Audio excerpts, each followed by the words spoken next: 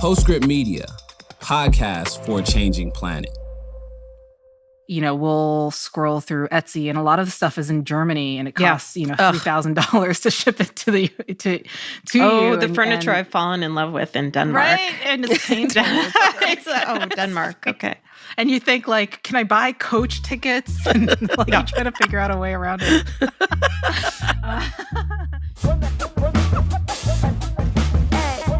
This is Hot Buttons, a show about the future of fashion and culture on a changing planet. I'm Christina Binkley. I'm a contributing writer at Vogue Business and the Wall Street Journal. It has been another busy week in the news, and there hasn't been a lot to cheer about. A new report is out saying the fashion industry is falling behind on its pledges to cut emissions. Surprise, surprise. The business model of fast fashion has come for furniture? Depressing but true, and we'll talk it through.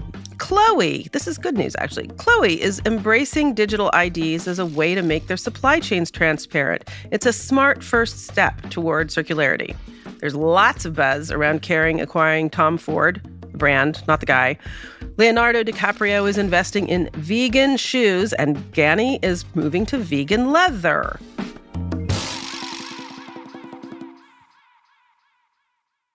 Join Josie Toda, Alicia Pascual-Peña, and Yasmine Hamidi, three young actresses, disruptors, and best friends as they navigate the issues that affect their lives, from hookup culture and social media to structural racism and LGBTQ rights.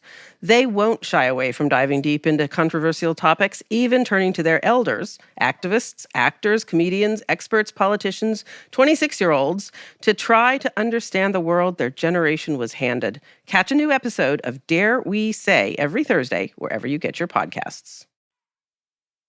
Rachel Kibbe of Circular Services Group is in New York. Rachel, how's it going? It's going good. How are you, Christina? I'm very well, thank you.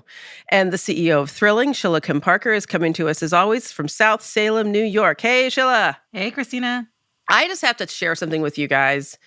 I came home yesterday. I'd been away for a couple of weeks and had a big pile of mail, and there was this gigantic box sitting there. And I'm like, what is that? And I open it, and inside is a sustainability report from Prada that they sent me on what's clearly heavy stock but recycled paper. It's about 8.5 by 11. The box that it arrived in was 2 feet long, 16 inches wide, and 2.5 inches deep. This is hearkening back to Kim Kardashian's sustainable beauty line, which the box was about 8 feet long, 12 feet wide. Did you get your measuring tape out, Christina? I totally did. Here, she did. Our listeners can't see it, but I'm holding it up so you can see my measuring tape. I was just pissed off. I mean, it could have been an email. Well. Should we write Prada? It could have been an email. Or it could have been an 8.5 by 11 envelope, right? I mean, or whatever, 9 by 12, whatever. I know it's luxury, and they love big boxes and beautiful wrapping, but I thought they're doing so well. Prada was one of the first people, and they even tied their investment strategy and their performance so that if they do better in sustainability, they get lower interest rates on their borrowing. The green bonds. Yeah, exactly. They did that. I think they're the first luxury brand that I'm aware of that did that. It's been several years now. So I know their hearts are in the right place, but sometimes you just the thinking halts. It's funny. We still have an attachment to kind of physical paper products. I'm still surprised by how many holiday cards, wedding invites. There's just some things that we can't get unaddicted to paper products. And I wouldn't think those things were a problem necessarily, net, if we didn't get so much junk mail. I think junk mail should be illegal. I'm happy to get a wedding invitation. I'm not happy to get coupons from a company I've never heard of filling my mailbox. I think 80% of my mail is junk mail. Just goes straight to recycling.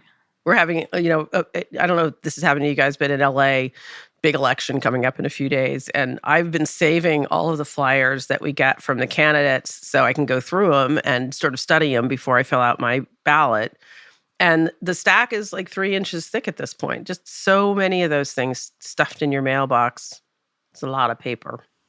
So, guys, it is the 27th Conference of Parties. That's what COP27, if you're hearing those acronyms being thrown around. That's the UN's climate change conference. It's happening now. And while dignitaries hash out language around holding countries accountable to their pledges, the fashion industry just keeps emitting and emitting and emitting. A recent report from Stand Earth makes clear what we've all been thinking, that despite lots of promises, emissions from the fashion industry have kept on rising. The report looked at 10 companies, including American Eagle and The Gap, Kering, Lululemon, Levi's, H&M, and others, and only Levi's was able to meet the goal of reducing its supply chain emissions by 55% compared with 2018 levels.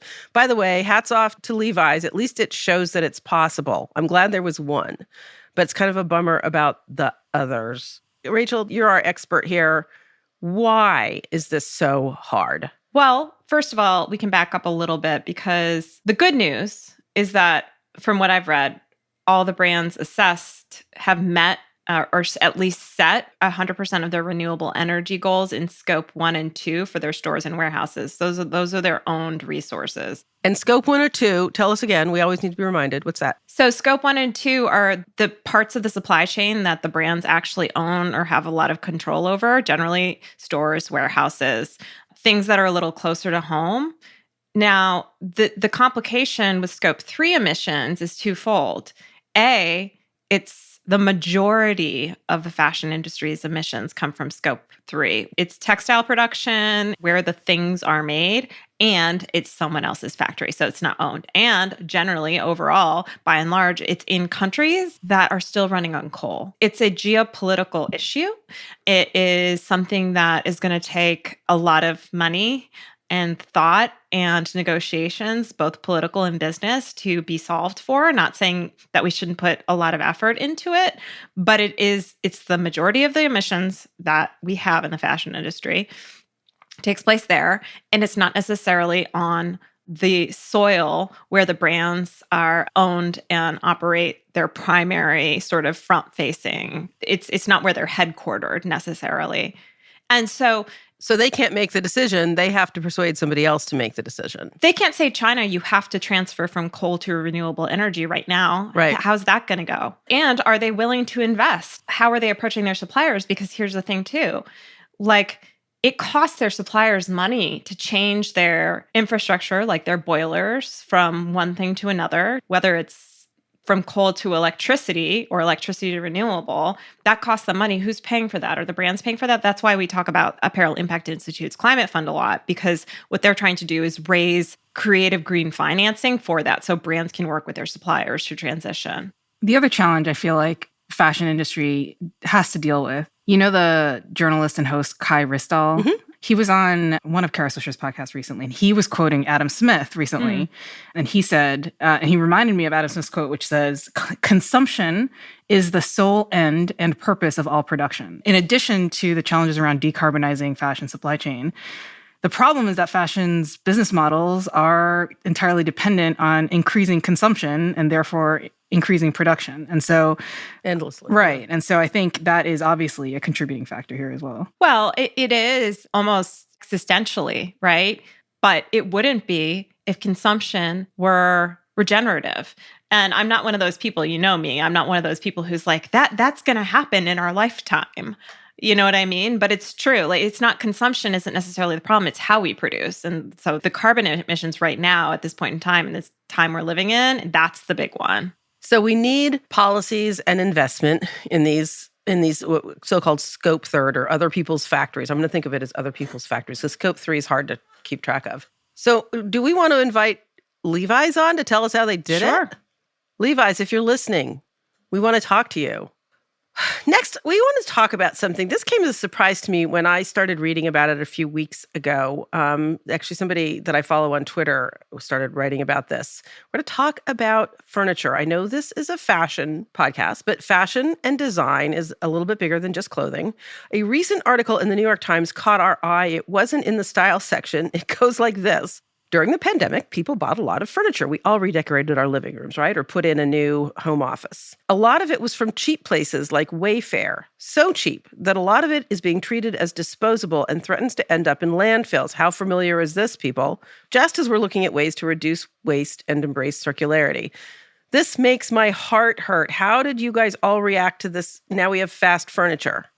This is a hill I die on. I rant about fast furniture I hate fast furniture and I also consume it and I have such a conflicted relationship with it. Mainly because I've moved like 50 million times in the past 10 years. And as a single person who's on a budget, who's always renting, who's in a 3-floor walk-up right now, it's very hard to justify investing in not fast furniture because A, I don't know if it's going to fit through my door. I want it in boxes that I can assemble. It needs to be easy to assemble. It needs to be something that, should I need to return it, I can physically do it. Here's an example. I generally try to buy used things on Amazon if I buy on Amazon. So I bought this dual monitor stand. And my brother came over to help me set it up because I opened the box and all of the pieces and parts were no longer labeled. And I was almost in tears. I mean, there were like 200 parts. And he's like, let me handle it because he's a tech guy. He comes over, gets it almost finished, and it's missing one key piece. I had to put it back in the box, carry it 3 blocks away to, fortunately, I have a Staples nearby where I can drop it off so it ships to UPS. But like, God forbid that be any heavier, that it wouldn't be worth the Uber it would cost me to return it. And if you translate that to furniture, it leads to fast furniture almost more than it leads to fast fashion because fashion you can return. You don't have to worry about carrying it up or down your stairs. You don't have to worry about putting it together. So like we've got a big problem with the furniture industry. So fast furniture is a solution for you because it's generally lighter? Mm-hmm. And I can put it together myself and take it apart myself. And perhaps return it more easily than a huge armoire that's like 200 pounds that I don't know if I could. I might not be able to get that through my door. Yeah, it was wild reading that piece in the New York Times. It's things that we talk about constantly, this culture of things are mass produced and lower quality and therefore cheaper and leading to this culture of consumption and disposal. And a lot of the furniture pieces are not biodegradable because they're incorporating a lot of plastics and majority ending up in landfills. Like it's wild. It's on an exact parallel path. And it's a massive industry. I think 27 billion today and projected to be 40 billion by 2030. And I guess my concern too, when I think about these things is I don't think like my actions necessarily, like I should maybe pay more for this, but I wish the producers were more considerate. Like furniture you can take it apart, you can break it down, it can be lighter. It could be fast furniture, a little cheaper, but it's exactly what you named. Maybe the materials need to be biodegradable, or like I have this PAX wardrobe that I'm upset about that's IKEA. The infrastructure of it or the outside of it could last for decades. But the drawers, like all of IKEA drawers, are falling apart with like 10. And IKEA has a 2030 circularity target, and their drawers fall apart with 3 pairs of jeans in them. Like that should not be allowed. It's such a common problem where I agree with you completely. The dressers, the design, even it's all actually pretty nice, and it all falls apart with the drawers. I'm very sorry to hear that you say that because I literally 3 weeks ago bought a PAX wardrobe from my mother-in-law's apartment. And now I'm hearing it's going to fall apart. It's just at the bottom, and I'm sure that if you Google, there's all sorts of fixes and hacks that people have come up with to reinforce the bottom of the drawers that are very, very flimsy. It's like parchment paper. Compared to the rest, it's like this great structure. It's sitting right next to me. It's a great structure. And then they have parchment paper for the bottom of the drawers. And I tweeted at them last week and they wrote me back and they said, bring them back. They said, bring them back and then we'll fix them. And I said, no, you can't fix them. It's your design problem. I'm amazed that they responded. Oh, they will if you tweeted them. It's funny. Well, let the listeners know that that Rachel sort of winked at the Zoom. As she I did said wink that, at the if Zoom. You tweet them. She moved her eyebrows just now. Are those real eyebrows? These are my real eyebrows, but with the help of makeup. We've ordered furniture from Wayfair, and what they'll do, and I said this on a pod, I think months ago, but there was some issue with something that came, And we were expecting to have to take it apart and ship it back. And they said, no, we'll just send you another one. And that to me is, wow, what a massive, that reveals so much waste, such a problem in the fundamental business model. It makes more sense economically for them to send me an entirely new, I think it was like an outdoor patio set. The whole thing versus them taking it back and having to deal with the returns and the shipping, et cetera. So it's a massive problem. This is making me realize I was part of, or my family has been part of the fast furniture problem. I didn't even realize that I just mentioned that I just bought a Pax wardrobe for my mother-in-law. I bought that because she moved last May from Manhattan out to Los Angeles. And when I was coordinating the move with her, she had moved in New York. She was living in an apartment for 2 years. She had moved there from an apartment they'd had for 30 years. And she got a lot of new furniture very inexpensively, most of it from Wayfair for that second apartment. And when the movers came in to bring her long distance all the way to LA, they refused to move the Wayfair stuff. They said it's not going to survive. Mm-hmm. It's just going to fall apart and break. They won't be responsible. They would have moved it if we paid them, but they wouldn't be responsible for anything that happened. They said it's not worth it. It's not going to arrive well. What did you do? She left it. She got somebody in the apartment building. They were like, okay, we'll dispose of it somehow for you. And she came here and we bought all new furniture. That's wild. Such a waste. And I guess I go back to that, it's not necessarily a consumption problem, but it's the way things are produced problem. If you're planning on something to be disposable, essentially, then it should be disposable. It should be compostable. The material should be very considered that go into it, because people are moving to cities. They don't have cars and transportation. They have all those problems that I listed.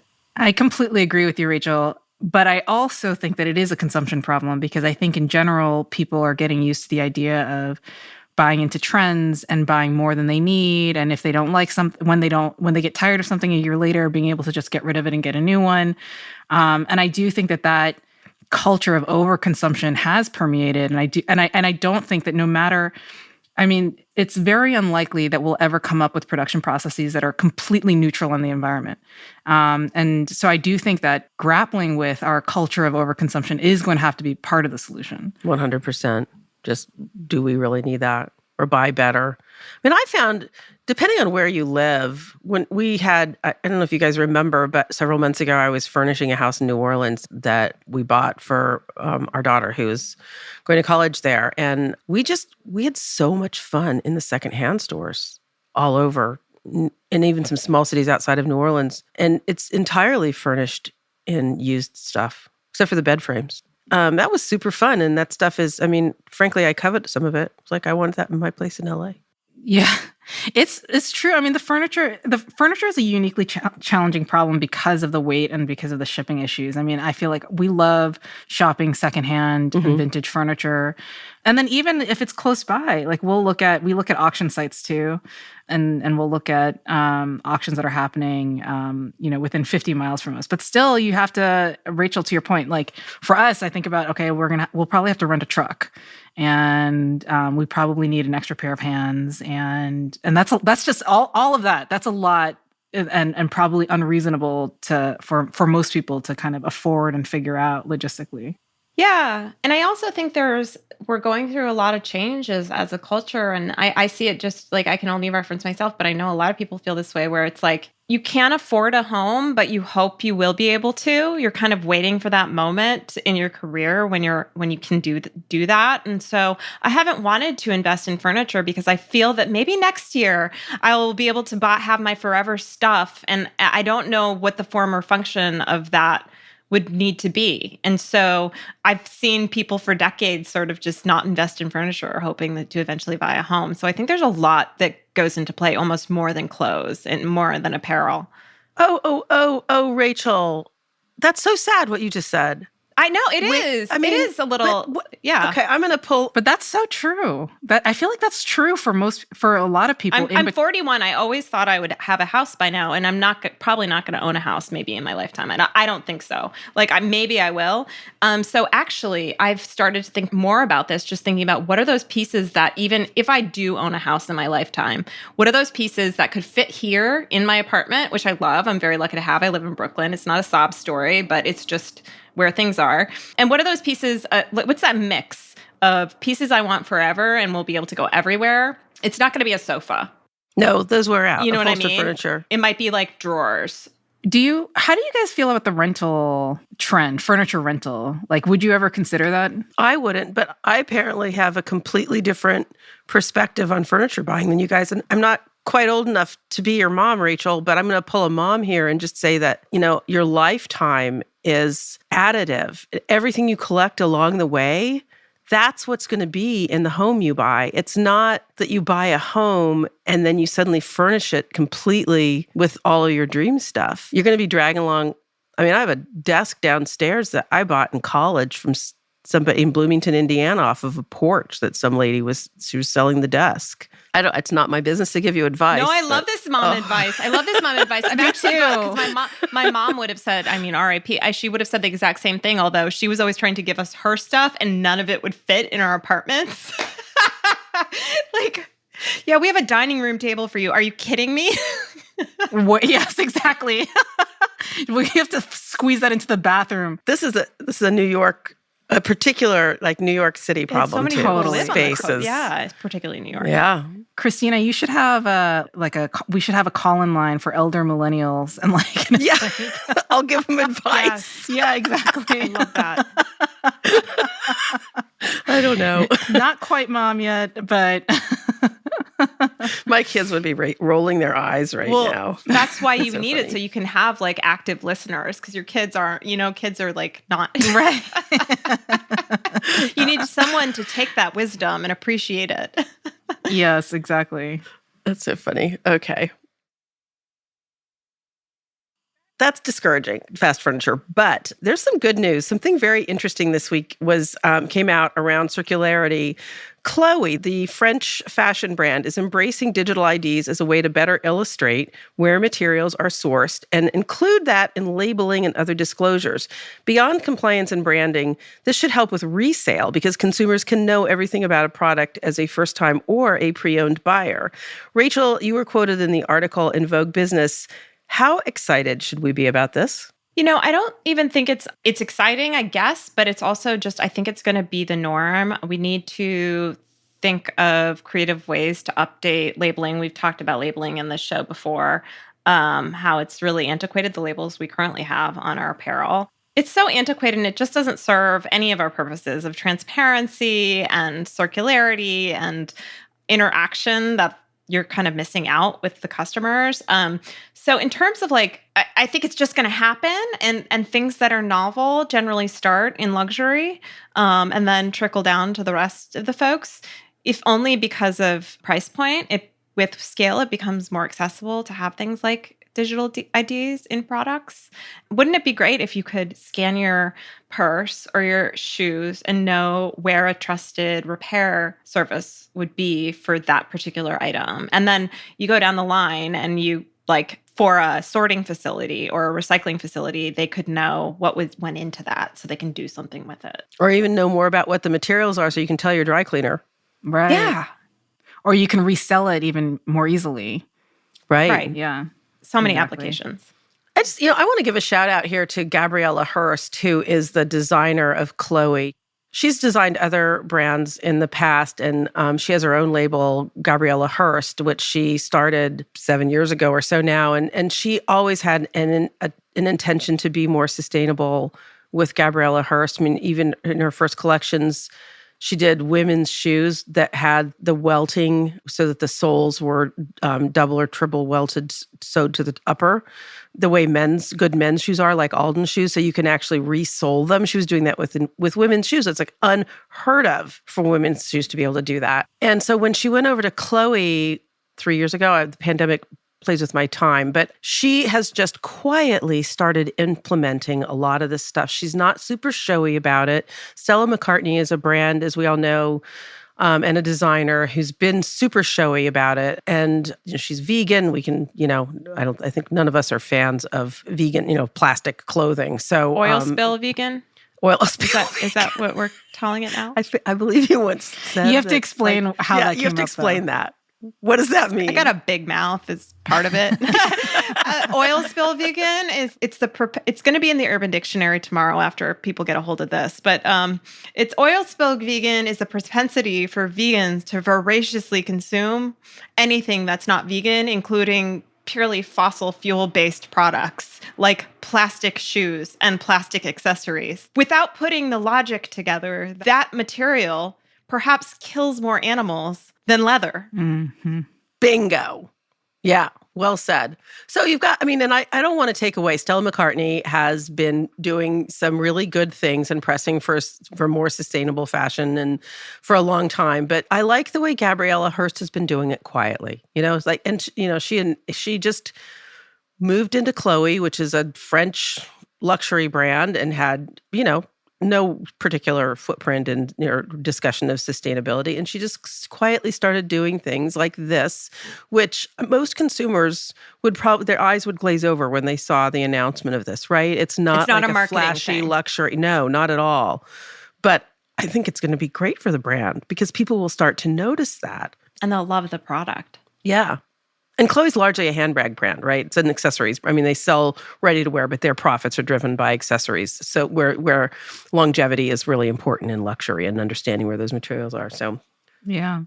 Rachel, isn't there a proposal in the EU for most consumer products to have a digital passport? That's exciting. Yeah, it's part of their suggested circularity and sustainability design requirements. I believe it's not just for apparel. I think it might be for all products.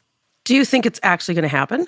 Yeah, I do. It's not like one of these UN things that gets banded around because for 40 years. It's the European Commission. It's not the UN. So they can make the decision.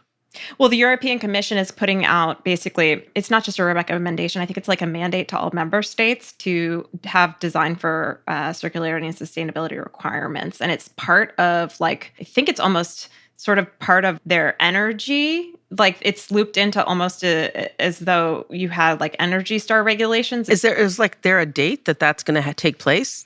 I think there's a lot to go to make the decisions because there's a lot in those design for sustainability and circularity recommendations. And I think that they'll have to phase each recommendation and figure out how they'll accomplish a lot of them. So different points of that will be faster than others. I'm just thinking also, I'm thinking of other brands that are sort of, we've always sort of assumed, oh, it's a luxury brand, it's making things to last forever, which is not always the case. I've had plenty of luxury goods fall apart, including a pair of Stella McCartney vegan sandals. Bottega Veneta, don't they have some kind of a certificate? It's like a lifetime warranty forever and ever, right? Yeah, I think they either just announced that or maybe they've always had it, but I thought that they just announced that you get a physical card of purchase or authenticity, and as long as you have that card, I think it should be digital eventually, but as long as you have this physical card.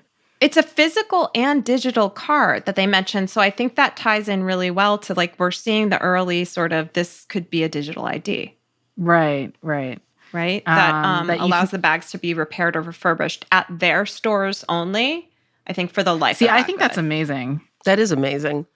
You kind of assume it if you buy a Bottega bag that they would stand up to a lot of use and that the brand would back it up. But to come out and actually say that and not sort of have it be a verbal promise. I like how it's refurbished too. It's so if you have it for 12 years and it's not broken, but you just want it to look new again, you can bring it back there and have them shine it up. You know how great shoes look when you get them repaired. Okay, but we have to get back to vegan shoes because guess who's doing vegan shoes? Leo. So this brand Loci, I don't know how you pronounce it either. Loci, LOCI, just raised $4.5 million of seed round funding, from investors, including Leo DiCaprio. Did you guys take a look at their shoes? Yeah. What did you guys think? Unnecessary. Unnecessary. Okay. Yeah. Let's tell us more, Rachel.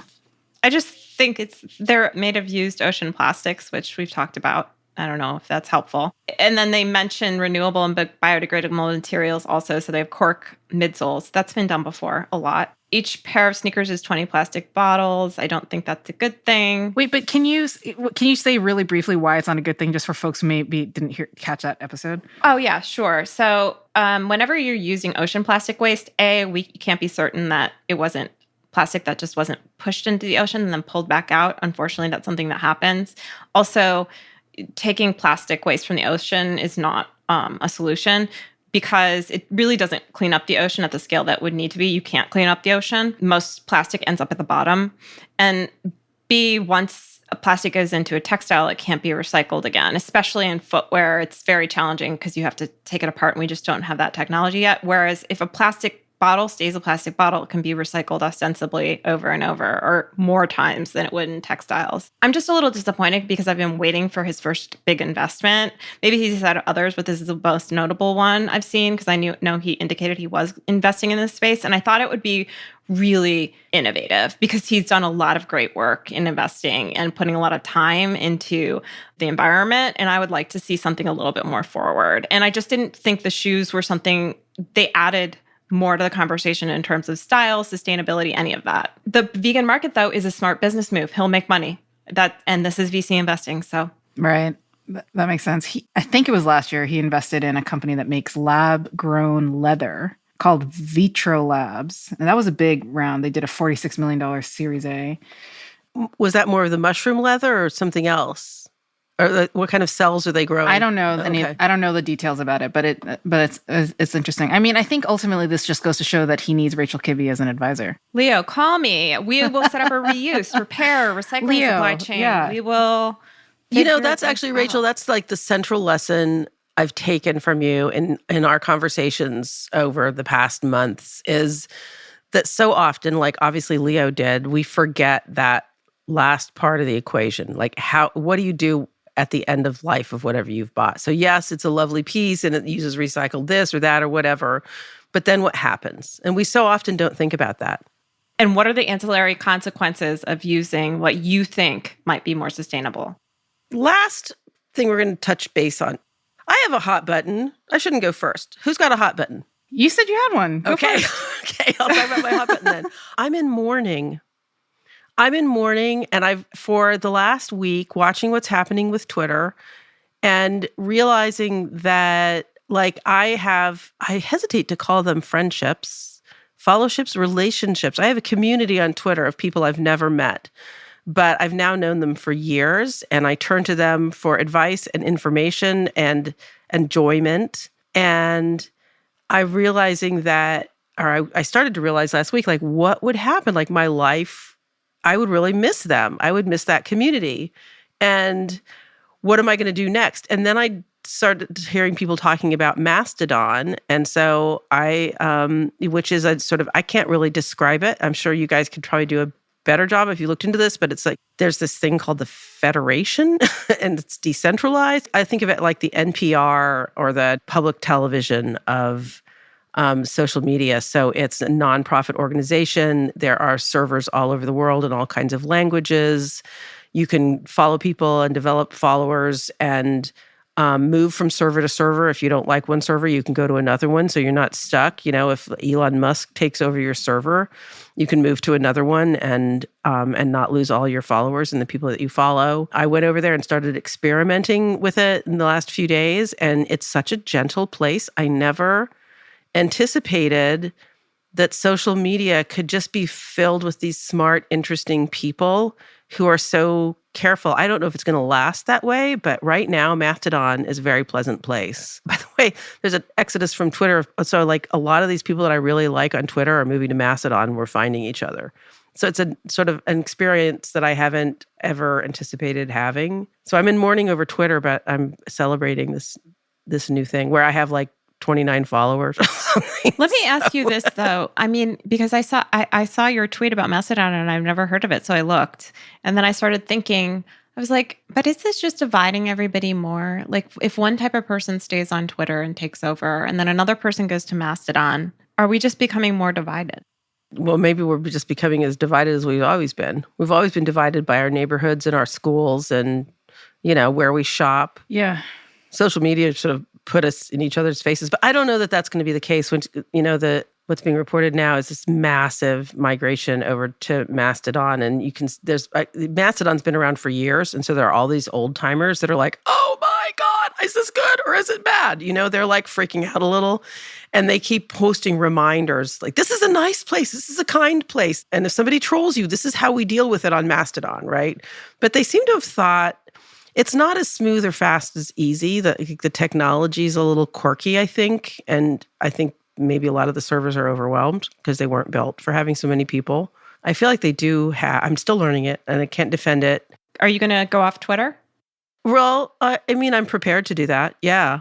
I'm not right now. What I've got things set up so that if I send a tweet, it also posts to Mastodon. Oh, the replies. Interesting. I'm going to try this.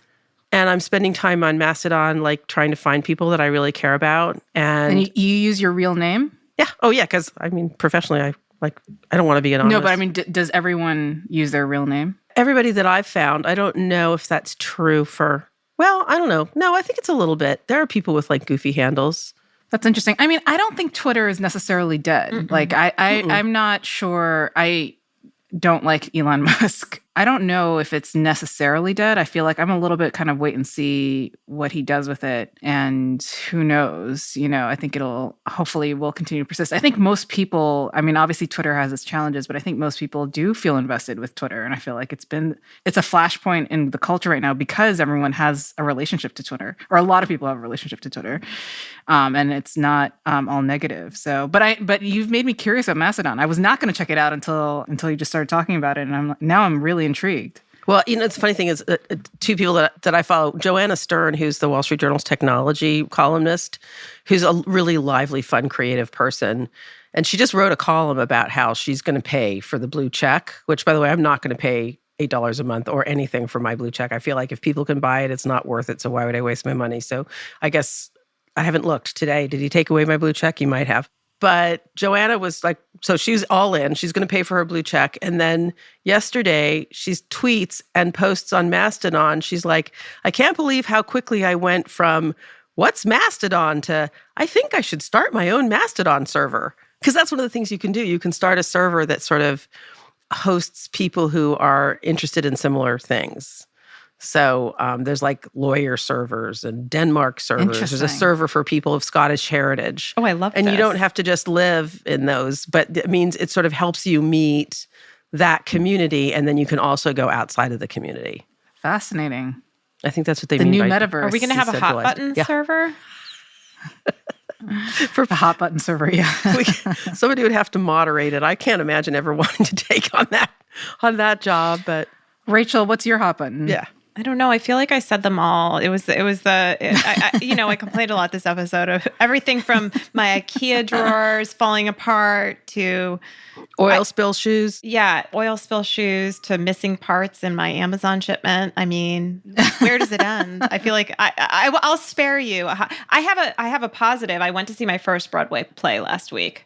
Oh, nice. Which one? I've lived in New York for 15 years, and it's been my embarrassment to admit that I've never seen a Broadway play. So I saw A Strange Loop, which I recommend anyone go see. I think the screenplay won a Pulitzer Prize, and they won a Tony. It's gonna have its last run in January, so go see it if you can before it ends. It was lovely. I just loved it. Sheila, how about you? What's your hot button? Mine is tomorrow is election day, but from when we're recording it, and I want everyone to vote. Yes, and I think that can be if you've never voted or if you've moved and it feels like it's a little complicated or logistics. Honestly, if you Google where you live and just say, "How do I vote in whatever state or city that you're in?" the information is now so nicely laid out. It's really easy to follow, and I really just encourage everyone to vote. Please vote. That's my hot button. That's a good one. That's a really good one. There's this hilarious TikTok account called Roe v. Bros that I just saw last night. And all it is this woman going up to men on the street and asking them questions about women's reproductive organs and how everything works. And so a couple of her questions have been, can women pee if they have a tampon in? Oh my God. That was one question. And another question was, how many tampons on average do women go through in a period? Oh, like when they sent that woman to space with like 800 tampons? The answers are so hilarious. And it's, it's obviously, advocating that men should not be in charge of making decisions around our healthcare. But it's hilarious. What does it say it again? Roe v. Bros? Yep. I have to find that. Roe v. Bros. You're good at coming up with fun. You enliven our Slack Sheila routinely finds the with best like of the things you internet find. without fail every day. That fifth grader tweet, you were like on it. The fifth grader the line. kindergartners. Kindergartner.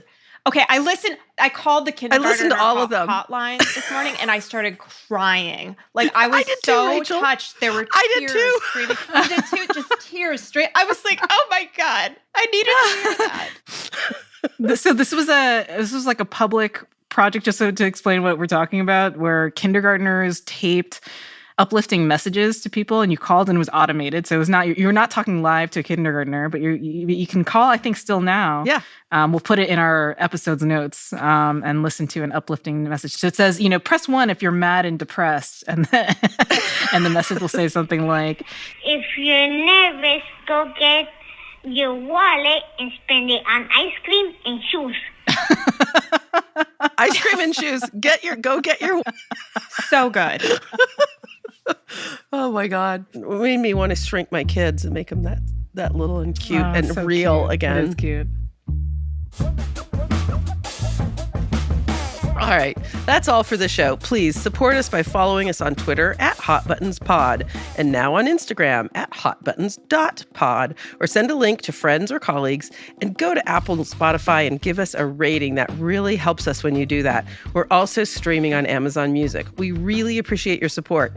If you want to email us with story ideas, send a note to hotbuttons@postscriptaudio.com or leave us a voicemail at our call-in line, 508-622-5361. Give us a call.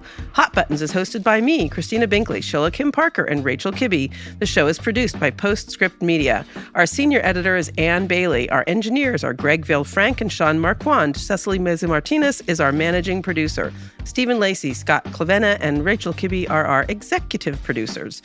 Postscript Media makes podcasts at the intersection of climate with culture, politics, business, and tech. Postscript Media is supported by Prelude Ventures.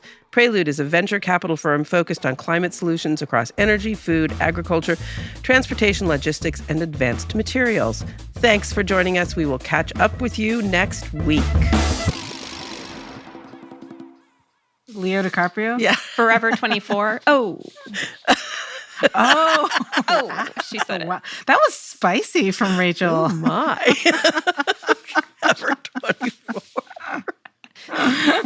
Anyways, Okay, so on to his impact investing.